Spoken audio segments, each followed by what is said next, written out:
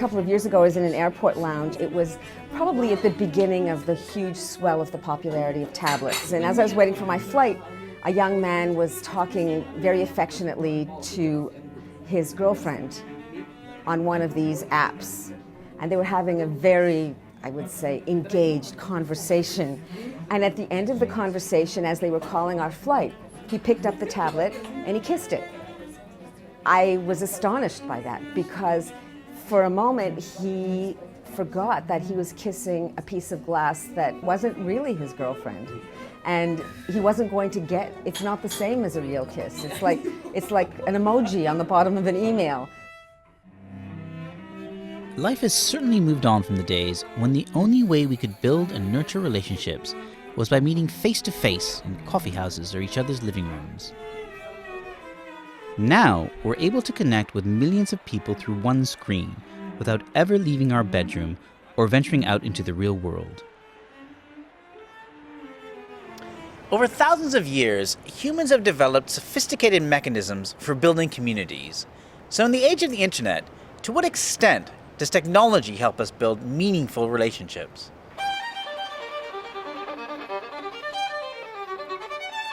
The whole thing, I think, runs up against the fact that the constraints are actually in here, in the brain, not out there so much in the technology. Evolutionary psychologist Robin Dunbar is an expert in the complexities of human social groups. His theory, known as the Dunbar number, says that people can only maintain about 150 meaningful relationships. Beyond that, most of us struggle to support the deeper connections essential for healthy communities. Having 1,000 Facebook friends or Twitter followers won't cut it. How much of the skills you need to work this very complex social world that we live in actually depend on maybe as much as 2 decades of learning in the sandpit of life, face to face. And that interacting digitally for younger children isn't giving them the same richness of experience. What it's not allowing them probably to do quite so well is learn how to compromise. Because in the sandpit of life, when somebody kicks sand in your eyes, you can't get out. You just have to sort it and find some solution. You know, in a digital environment, you can just pull the plug on it.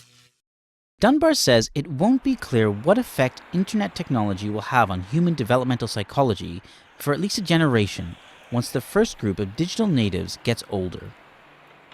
Someone who works closely with such digital natives is James Eder. His company, the Beans Group, specializes in student behavior. According to their research, while most 16 to 24-year-olds in the UK would find it hard to live without social media and their smartphones, they are also looking to rebalance how they use technology. As they've grown up with it all the time, I do think they have a different perspective of kind of how they use it, and from an etiquette perspective as well, that they're more attuned. Young people are going to demand more personalization around what, when, and how they can consume, including potentially kind of apps and tools and resources that turn everything off. That means your phone is only your phone and gives people more of a restriction. And it almost gives people then the freedom back that when you're at an event or you're doing something, you're very much more present. However moderate we may be with our digital connections, nothing yet can replicate what we glean from the physicality of being with others. If you try and maintain old friendships at a distance, what you don't do is establish a new intimate friend where you are here and now. And the whole point of intimate friends is they provide shoulders to cry on. There is no way you can cry on the shoulder of a virtual friend. They've got to be here so you can grab them.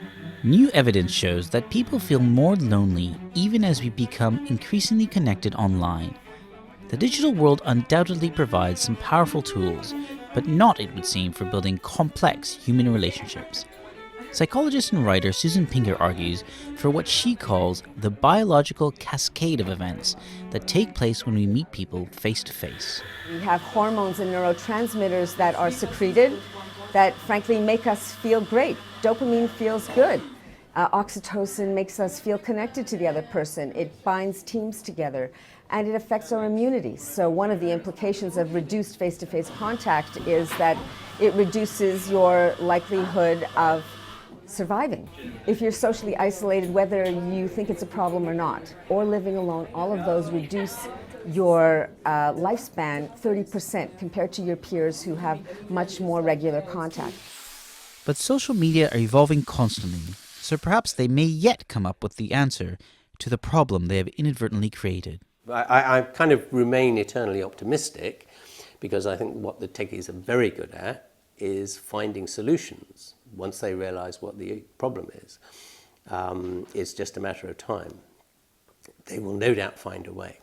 But the problem is if they don't find a way, the long-term consequences might not be so pleasant. So it's a race against time.